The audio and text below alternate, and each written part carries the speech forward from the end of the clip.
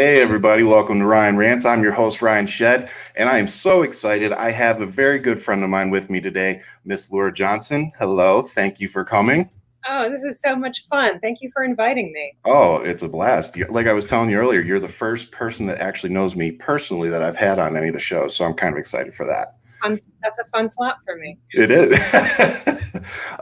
But for most of the people that follow me probably don't know who you are, unfortunately.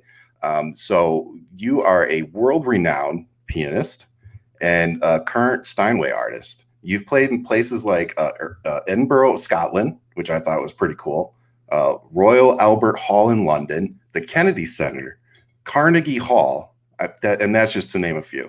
Six times in Carnegie. 6 times in Carnegie Hall. Yes. Toot. No, please. That's what you're here for. Toot away. But I remember the first time I came over to your house and I saw the poster, like one of your first posters on the wall for Carnegie Hall, and I was like, "Holy shit!" I think it's Is that it? Is that it behind it? There you go. Yeah. Carnegie Hall Presents, and you can't see that very well, but I'm the third photo from the left. Best looking one up there, of course. This is actually my prized possession because it says for Lura, and it is signed Leon Fleischer. Leon Fleischer was my teacher, and he's like the Yoda of classical piano. He's an amazing artist. Unfortunately, he passed away last July, I guess it was, in his 90s. But yeah, he's a really important figure for those of us in this world. Well, I have mine too, and it's this one that you signed for me. This is one of my prized possessions. Oh, sweet. Yeah, that's not worth nearly as much. Yet. I won't get you anything on eBay. Hey, you never know. Oh, that's funny. So for those of you, like I said, that didn't know Lura already, she actually has had a couple of her own CDs recorded. That one that I just showed you, you can go get that actually on iTunes. So it's called Perspectives, but it's a good CD. I've actually listened to it. So yeah. So moving on, I wanted to talk a little breaking news because I want to talk mostly about you, but for people that tune in to me, they're used to politics, so we got to give them a little bit of something.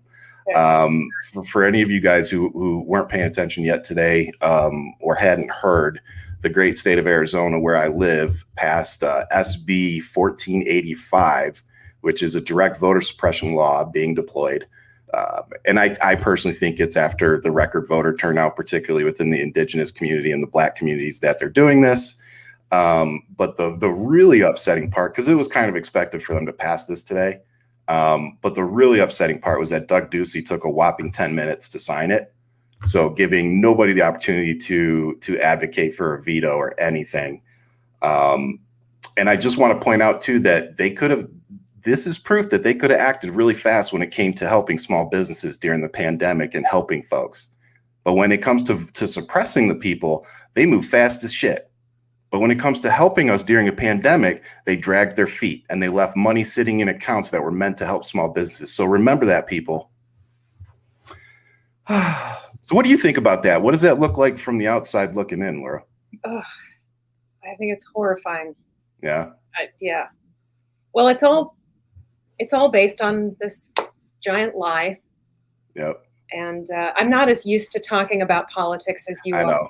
On no, and that's why I said just what it looks like, because for me and for a lot of us fighting, it's like the precedent that this sets is what's scary.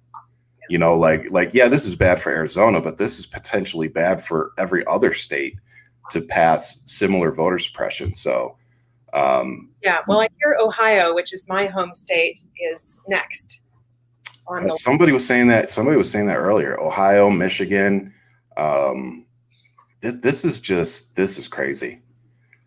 And the bad part about this, what's going on in Arizona with the audit and the voter suppression, is that they've sold it to the right as well. The left shouldn't care about us caring about the audit, making sure that everything went well. It's like, dude, we had 2 or 3 audits before this. It's already been audited by a bipartisan group. And it was done by companies that, by the way, didn't have a bunch of ties to Trump in any way, shape, or form, or conspiracy theories. So it's like, and then on top of it, you've got known traitors verifying the votes sitting in the Coliseum. Are you crazy? If the Democrats had stormed the Capitol and somebody that had gone inside the building was counting your ballots as Republicans, you're telling me that they'd be okay with that? No. So this is just a big joke, but it's a joke that's spending a ton of money. They're grifting a ton of money out of their investors. That's probably not far off, though, is it, Laura? But yeah, so hopefully to live in a blue state. Well, I'm supposed to be living in a blue state, but Kristen Cinema, along with some other people, are kind of screwing that up for us.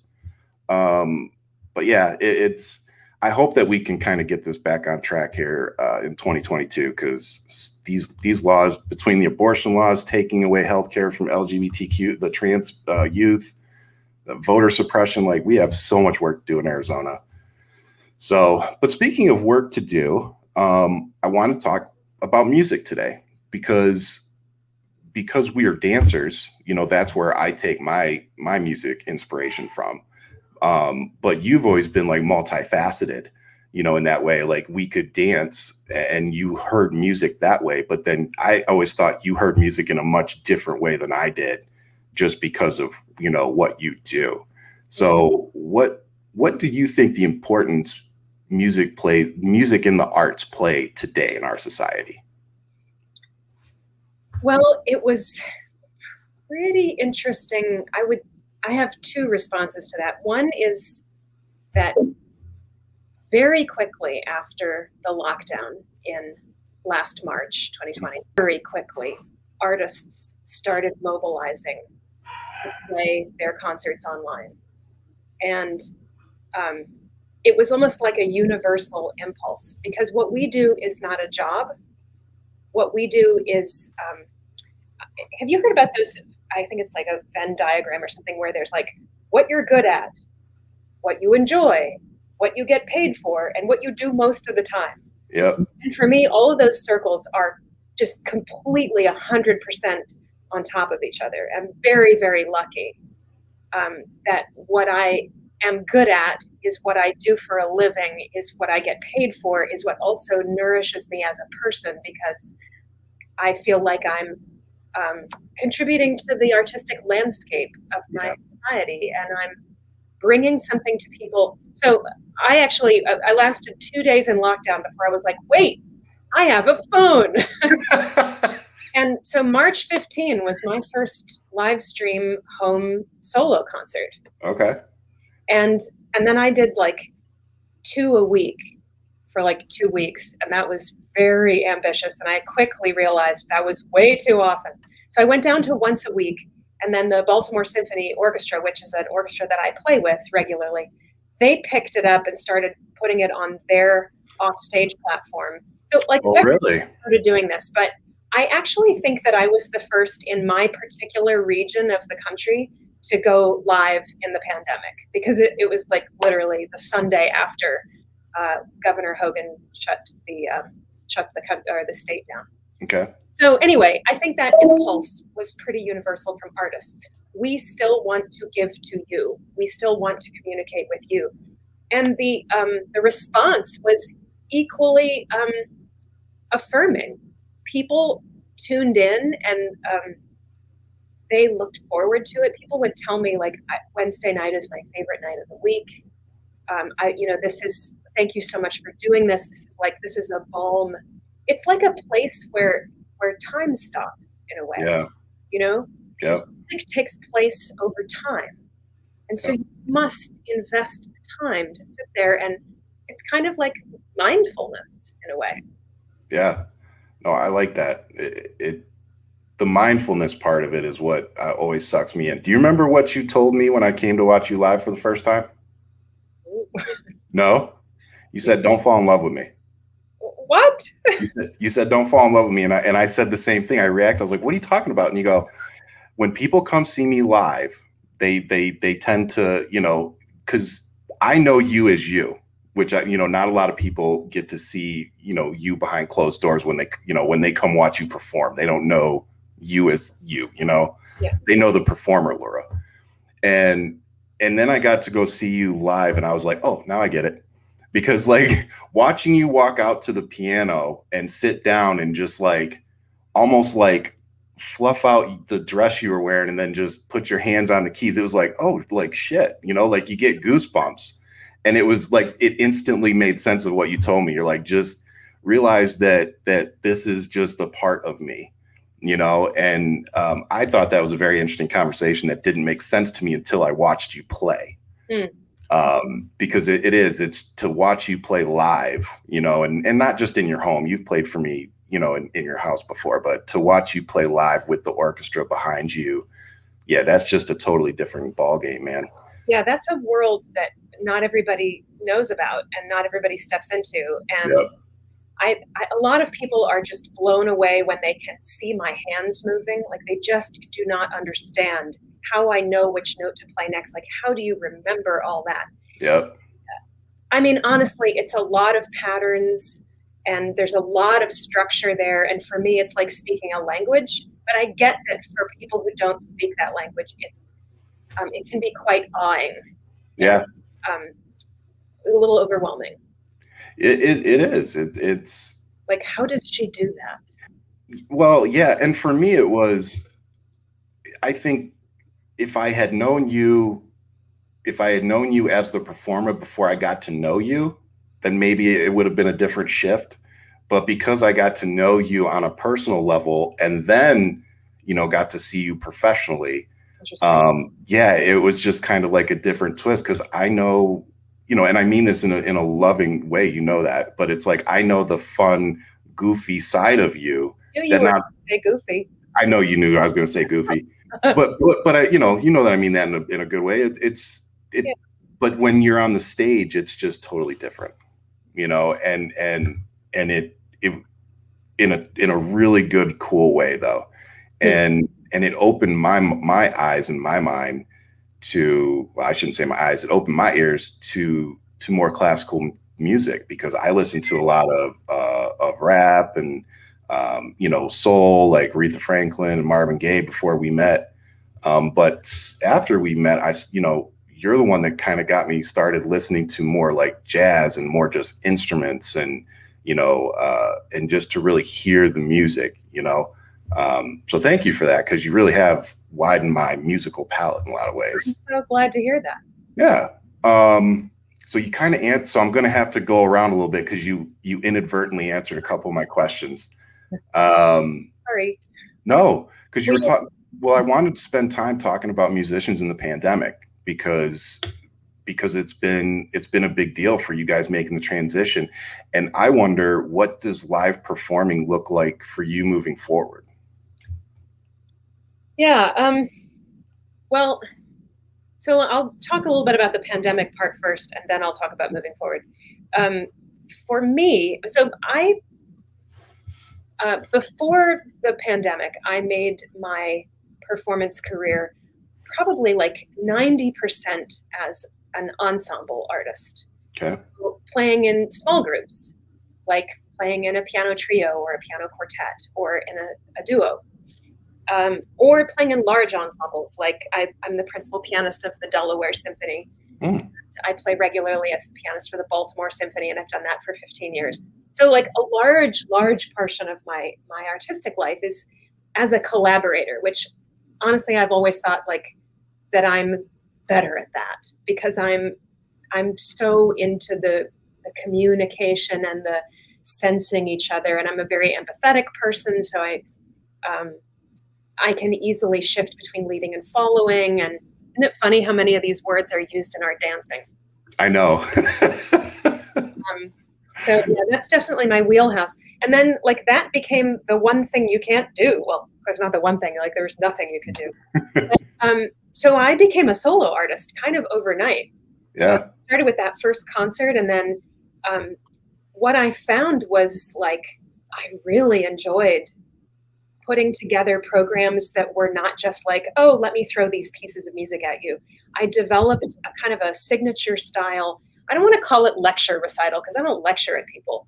But I play and I talk and I like introduce the piece and then play it and then, introduce the next piece and then show people, now listen to this melody and then take it out so they can hear it before they hear it in the whole piece. And my audiences have responded to this in a really profound way. They, classical music isn't in the bloodstream the way it was in Europe, in the centuries where everybody understood there was no popular music. Popular music was classical music and everybody got it and knew how to listen to it. And that's not true today. So, anyway, for me, the pandemic has actually been an incredible opportunity to reinvent myself and to reach out to my community in a completely different way. Yeah. I really found this just a lot. I found a lot that I was interested in there. And for me, it's similar because I've found something that I really like, doing these podcasts and meeting all these awesome people that I've built this community with. It's been awesome. And it's something that I didn't necessarily know that I was going to enjoy.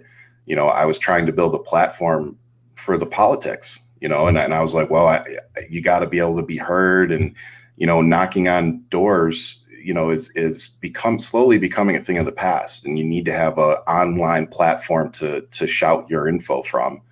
And so that's what got me, started building this. So the pandemic just kind of like you said, it kind of gave me the kick I needed in the rear end to finally do it. And you actually asked me before we started if I get nervous.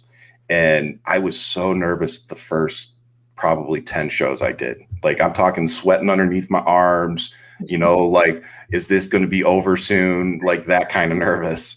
And but I have an outstanding partner in Nikki, and she's always there for me to bounce off of. So that helps. But I think a lot of us have been forced to get creative. And matter of fact, Tones.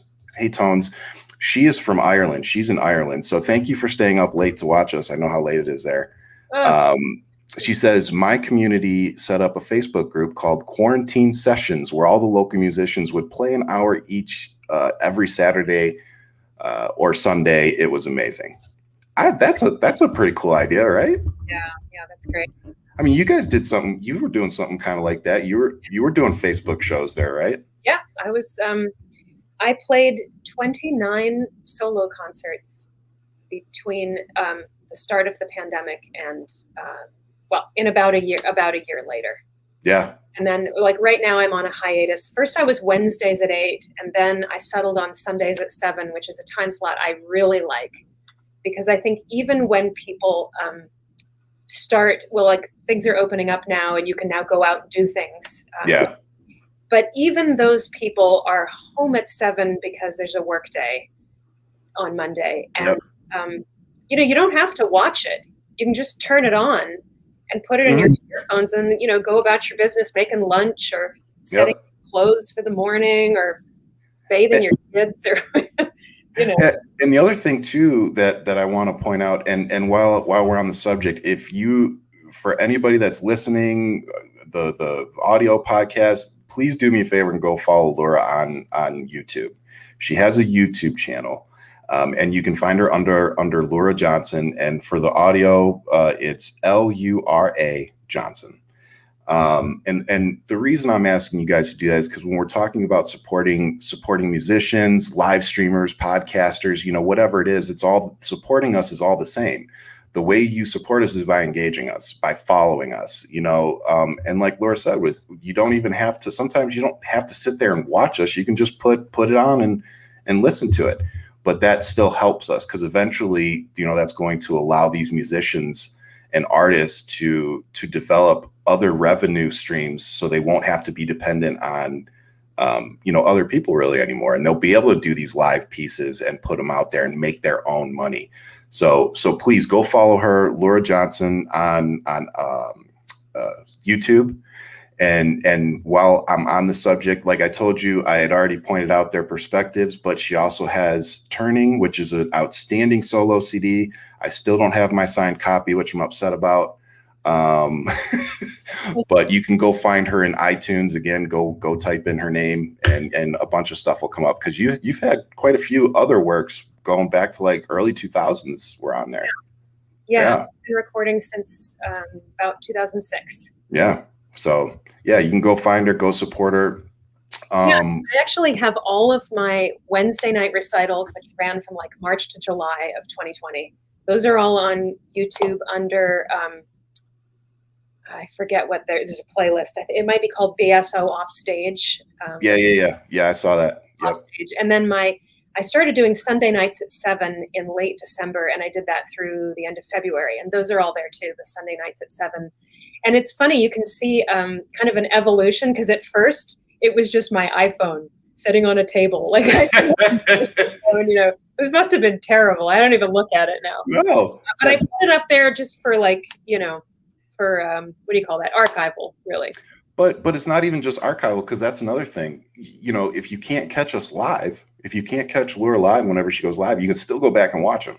Yeah. And those views still count towards our watch time, which that, if you don't know how YouTube works, that's what allows us to monetize. So even if you can't catch us live, the shows are still there. Go watch them. And like I was watching some of your the Sunday night shows that you had done last night. I had them playing while I was doing the outline. So like you said, sometimes it's just nice to put the music on and let it go. Yeah.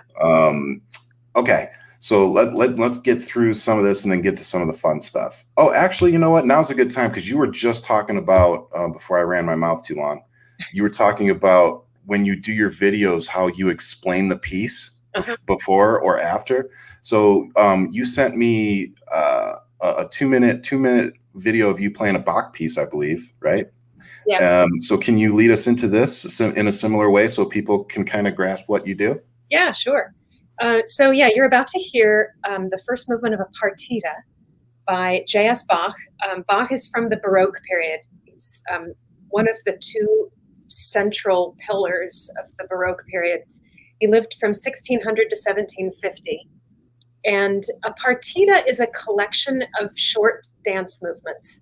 And they were quite stylized. Like if you call something an allemande, it has certain characteristics. Like it has an upbeat at the beginning of it. It goes da-da. Instead of just da, there's like a little da-da. And it lends a little bit of like a sweep into the opening measure. And then if you write a sarabande, that is a slow dance in 3 beats to the measure, but there's an emphasis on beat 2, which is kind of unusual. So sarabande sounds like 1, 2, 1 and 2. So each one has its own kind of cool profile. The movement that I played is more of just a prelude type, kind of a little bit of a generic. It's not particularly dancey. And I'll just tell you a cool story about how I came to have this video. There's a gentleman named Behrouz Jamali, who is an Iranian music documentary filmmaker. He's like extremely niche and extremely good at what he does. He makes documentaries about music and musicians.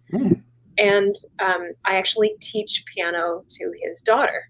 Oh, cool. He asked me he said, I'm working on this project where I bring Western artists together with Iranian artists. And he asked me, would you learn and premiere as a video this piece of music by Kaveh Keshavars, who is an Iranian composer. Wow. It was called Lady Moon. It's really fantastic. It's also on YouTube. If you Google Lura and Lady Moon, it's a 5-minute video, and there's a lot of explication of like, what is this Iranian music? What is this Persian music about? And how was this piece written? And so I went to this video shoot to record Lady Moon, which was a great experience. And Behrouz had 12 4K cameras. Oh, wow. Set up on me. And so after we were finished, or maybe we were like between shots, I was just kind of noodling, playing this movement of Bach. And Behrouz said, would you like me to record that for your social media? Yes, please. So oh, wow. He recorded it, and it's so beautiful how you'll see at the end there's like 6 different views of me. And at the end of the video, as the phrases change, he brings in each of the views until there's like 6 of me on camera all at once. It's so beautifully done. Oh, Y'all wow. follow him too. That's Jamali, and his company is called Dimension Media. He is brilliant. And I think his name comes up in the very beginning too. So you guys can catch that too. So here it is. I'm excited. Let's watch it.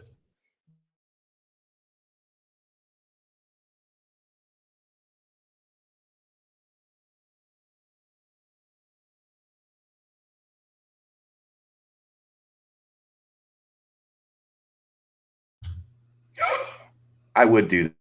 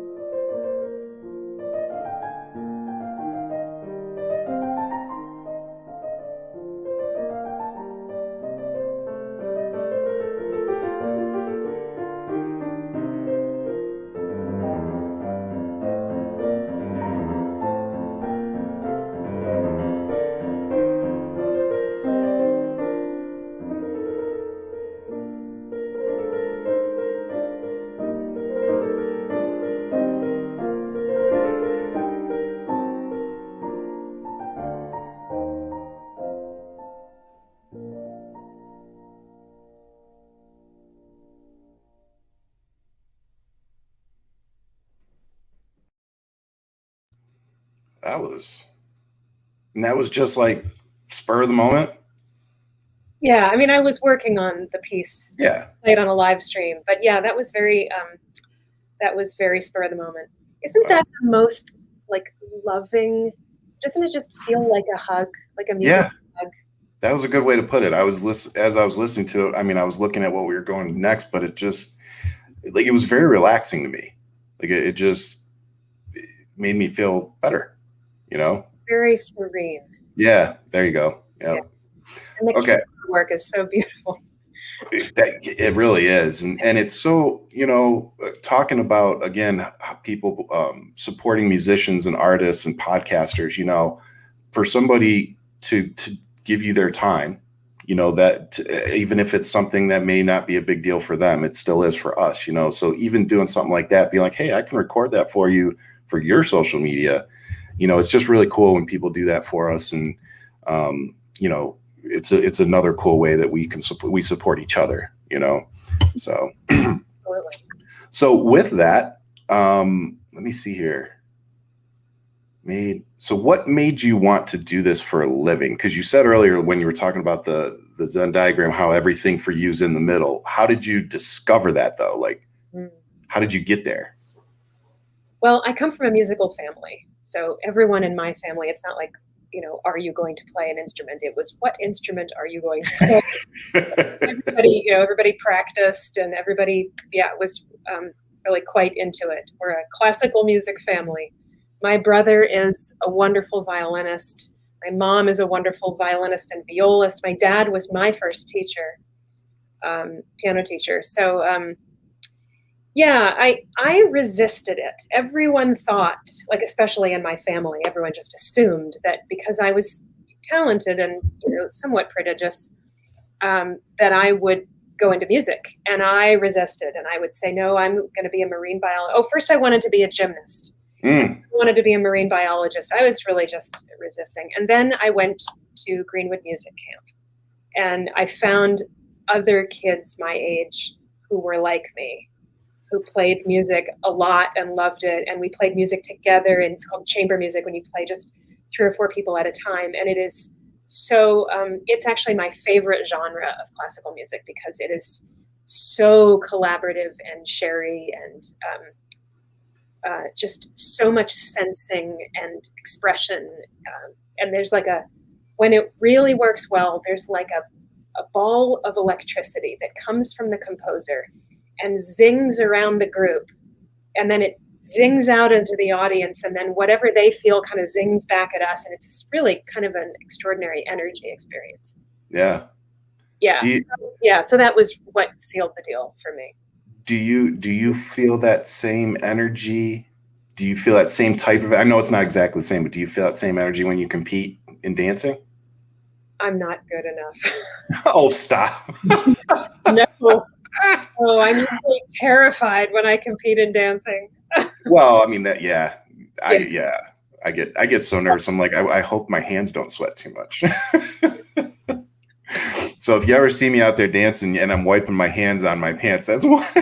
We know what that's about. Yeah, we all know. Social dancing, maybe. Well, social dancing, I never. Social dancing, I always liked when, and I know this is my ego talking, but I always liked when, like, if you and I would go out on the floor and we'd start like dancing and people would just slowly start to like, let's give them room, and the next thing you know, everybody's standing there watching you. And those I always liked those. I always liked that for some reason. And yeah. And then you feel the energy off and you're like, let me show off some more. Yeah, exactly. But it was always a good time. And that reminds me, one of my favorite stories about us is we went dancing to one of Dave's dances, and we had brought a bottle of wine with us, and we couldn't find any Dixie cups or anything. So you brought 2 of your real wine glasses in your dance bag. So, do you remember what happened when we got there? No. You don't remember this? Oh my God, this is like my favorite story. So when we get there, the glass breaks. Like, it shatters all over the floor. So there's Lura on her hands and knees picking up these shattered pieces of glass. I literally grab her by the shoulder and move her out of the way. I'm like, I'm an aircraft mechanic. My hands are already fucked up. I'm like, those are your bread makers. Get out of the way, man. Oh my God. And she's like, I'll go get the trash. But it was just like, I'm sitting there like, I was like, don't you cut your fingers? Shit, you got a concert like in 3 days. Yeah, I'm really bad with hot and sharp. What's that? I'm really bad with hot and sharp. Hot and sharp are bad. That was just those dances on Friday nights. I mean, I would drive all the way from Delaware for them. Like, they just made my week. And I met, just like I've met so many cool people doing podcasting. I met a lot of great people in that community. And I still keep in touch with some of them, so it's just good people in the dance community. It sounds like you have equally good people in the music music community is what I was going to say. See, this is where I'm starting to go off my list. That's what happens. Oh, that's okay. No, I know, it's all good. But before we go, I think this is equally one of our favorite pictures. Of Halloween. Oh yeah. And I was Michael Myers. I had to take the mask off because I couldn't dance in the mask. but this was Wonder Woman with her ching ching. Yeah, I was doing that all night. I know, it was all night. It was fun though. It was fun. And then this was actually, I think, the last time we danced together. I think so. Yep, we competed. We placed, didn't we? I think so. Yeah, I think we either took first or second. I think it was second. It was second. I think we took second. Yeah. And then Jen came and watched us, and we had Livy. Livy wasn't even a year old there. First time I met Livy. Yep. She's about up to my collarbone now. She's 7. Yeah, poor kid. But yep. I mean, dancing with you has always been one of my best memories. That's Really but okay, here you go. Do you remember how we technically, the reason we met? Yes, do you remember? Okay, what is it? Well, I remember that you were dating someone. You had a first date, I think. Yeah, it was a blind first date. Yeah. Yeah, with someone who knew me somehow. Who just happened to run into you at it was an event you did. It must have been an event. Yeah. Yeah. It was a cabaret I did with a singer in Little Italy in Baltimore. Mm-hmm. That's right. I think she was friends. Your date was friends with my singer. Mm-hmm. Yep. And so the date didn't go well, right? No. No. But she mentioned me and that I do West Coast swing. She messaged me like a week after the date, which I give her credit. And if for some reason you're watching this, you know who you are. Thank you, because you've given me a lifelong friend. But she messaged me like a week after the date. She's like, so you know how you were talking about that dancing stuff? I found somebody that does it here, by me. And she's like, I'll introduce you. And I was like, all right. And at this point, I hadn't really danced much since I went in the military, and I hadn't competed in like 10 years. So you were very, very welcoming. We're like, well, come on out to Dave's Dance on Friday. And I did. And I was very intimidated because I hadn't danced in a long time, and I felt like I was just doing the basic. But Kay Newhouse was there, and she was like kind of enticed me to come back. She's like, no, come back, don't, just, we love you. It'll be great. You know how Kay is. Yeah. And I did. And you got me to come back. And the next thing I knew, what was it, about 9 months later, we were at DCSX and I was competing again. Yeah. But speaking of competing, I'm going to show this just to show how multifaceted and talented you are. So for those of you who know, I think it was with Billy Blanks, I showed you guys a small video of me dancing a few years prior to this. But this is Lura dancing at the U.S. Open, and this is like the U.S. Open of dancing for us. This is like the tennis U.S. Open for us. So to be on this stage, it's a pretty big deal to be on the U.S. Open stage. It's even bigger deal to place, which I believe you took second, didn't you?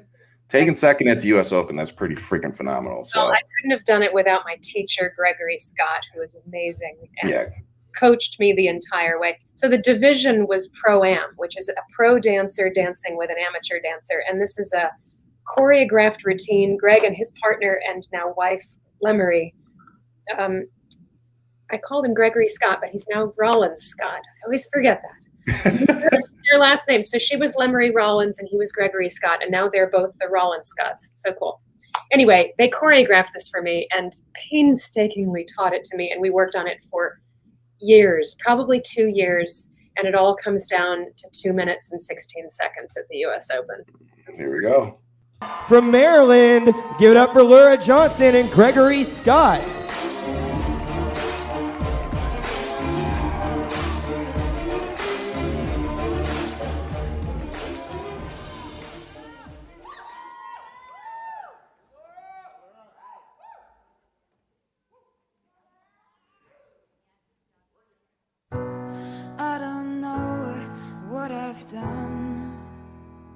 Or if I like what I've begun, but something told me to run, and honey, you know me, it's so numb. 'Cause I don't know who I am without you. All I know is that I should, and I don't know if I can stand another hand upon me. All I know is that I should.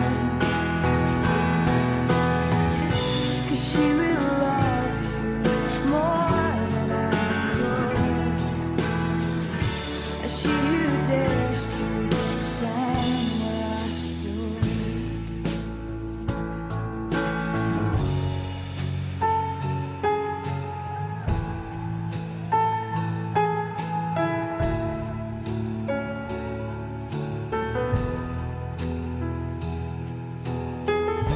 See, I thought love was black and white, that it was wrong or it was right.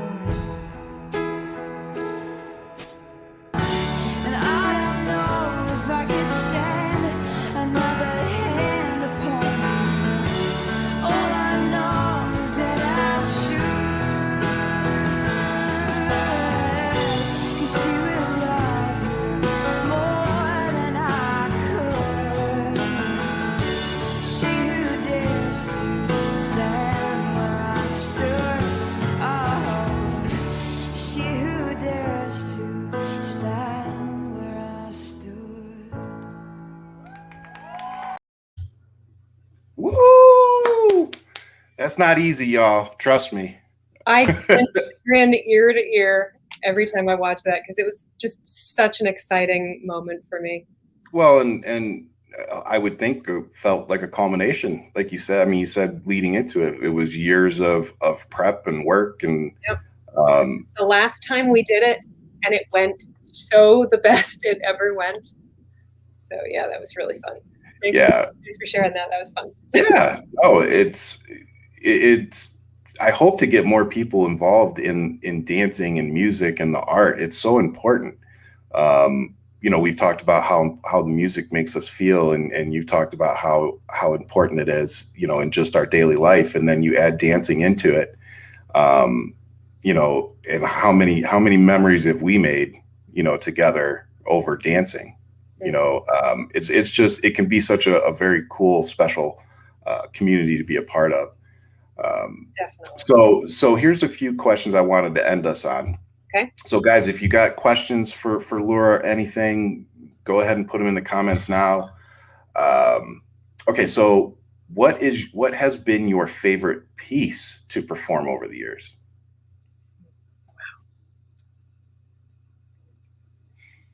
That's a really good question. There's something that happens when you study a piece and get it ready for performance. You know, first you learn how to physically play it, but then there's also a lot of study involved, like, you know, analyzing the structure and, you know, understanding the harmonies and looking to see how long or short the phrases are. There's so much to discover about a piece. And I almost find that any piece that I spend that kind of time with, I grow to love. That said, I would have to say my favorite music to play is chamber music by Johannes Brahms. He's a Romantic composer. Spent most of his life in Austria, and it's just, there's nothing better. There's this great quote by an author. His name is Jan Swafford. He wrote a wonderful book about Brahms, and he says Brahms has the counterpoint. That means like the interweaving of lines of Bach, the architecture of Beethoven, and the lyricism of Schubert. Wow. It doesn't sound like all that stuff like mixed up in a blender. It just sounds like Brahms. I really do love that. Wow. Yeah, maybe the piano trio in B major might be my favorite piece to play. I love it. Maybe next time you'll have to play us some. I know you can't right now, but that gives us a reason to have you on the show again. All right. What has been your favorite venue out of all the venues that, you know, I listed among many others? What's your favorite venue to play? Well, I have to say that Stern Auditorium at Carnegie Hall is truly a spectacular hall. It's got the resonance, but also the clarity. Sometimes there's I'm going to make a weird political analogy here. You know how like, I'm going to lose my train of thought. Happens to me all the time. Have more freedom, but then you lose. What is it that you lose when you have more freedom? And when you have more of that, you have less freedom. Oh, like safety. Mhm. So there's it's like this. And sometimes it's like that with resonance and clarity. You don't want a place that's like boomy like a bathtub, because then all of the nuance and detail that you're doing can't be heard. But you also don't want a place that is so dry that it just sucks your soul out of you, and every note you play, it feels like it's robbed from you as you play it. So anyway, stern That auditorium. actually made a lot of sense to me. Oh, good. That was a really good way to put it. Because knowing and even with the podcast, I have to have one of these stupid things because my room echoes way too much and it sounds horrible on the audio.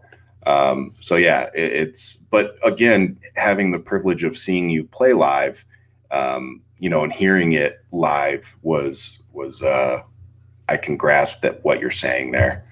No, that was an awesome way to put it. Okay. So, well, that's still a good question. Well, you already answered it though. I was going to say, what was it like playing Carnegie Hall? But I think what you just said would be the best answer you could give. So, yeah, with that said, do you have anything else before I plug you away for the end of the show? Well, yeah, well, thanks everybody who tuned in, and I'd love to keep in touch with you. I'd love to share my music with you, and it'd be great to have you in my next live stream. Yes. And if you want to go to her live stream, she's on, you can follow her on Facebook, but she needs you to go follow her on YouTube. So just go to YouTube, put in Lura Johnson, Lura, and go ahead and subscribe to her channel so that when she comes up live, just like this, it'll come up and let you guys know. And again, if you want to support my friend and artist here, you can go to iTunes and put in her name. You'll see that she has a few CDs. Turning is her solo album. So you can go check that out. And you saw that she's a phenomenal dancer. So I hope that when this pandemic crap is over, we can finally, I know we've been talking about it for years, finally get to see each other. And, we need like a weekend or something, man. Yeah. So thank you for coming on the show. Like I said, I do look forward to having you on again. So with that being said, I will end it as I always do with much love and keep fighting. And I'll see you guys with Nikki on Monday. Peace out. Thanks for having me. Yes, ma'am.